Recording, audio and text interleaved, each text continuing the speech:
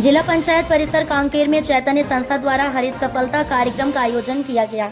शुरुआत सावित्रीबाई फुले और छत्तीसगढ़ महतारी की पूजा तथा दीप प्रज्वलन से हुई। कार्यक्रम में विधायक आशाराम नेताम, कलेक्टर नीलेश कुमार महादेव, क्षीरसागर मुख्य वन संरक्षक दिलराज प्रभाकर और जिला पंचायत के मुख्य कार्यपालन अधिकारी हरीश मंडावी शामिल हुए।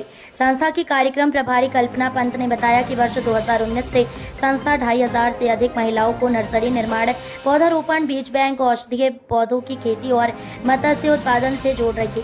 इस क्रम में कोकपुर में महिलाओं द्वारा संचालित प्रोसेसिंग यूनिट का उद्घाटन विधायक नेताम के हाथों किया गया है।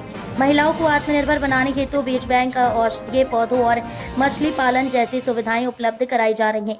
कार्यक्रम का संचालन प्रियांशु शर्मा ने किया, जबकि सुधा कड़प ने आभार व्यक्त किया। संरक्षण तो कहीं ना कहीं फॉरेस्ट डिपार्टमेंट भी इसमें प्रत्यक्ष और परोक्ष रूप से जुड़ा हुआ है।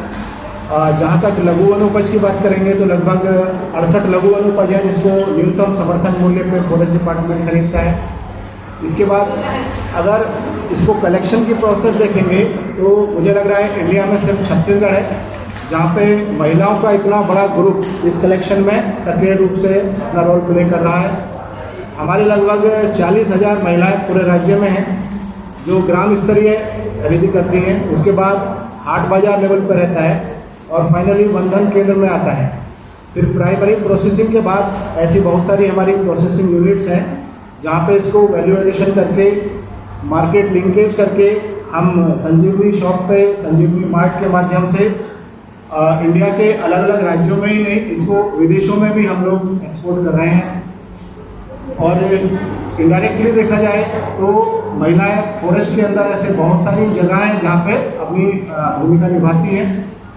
वन मंडल या हमारे जो कार्यालय रहते हैं वहाँ पे भी हम लोग एक विशाखा समिति रखते हैं जहाँ पे महिलाओं के साथ किसी भी प्रकार का कोई दुर्व्यवहार होता है तो शिकायत होने पर तत्काल उसमें कार्यवाही रहती है।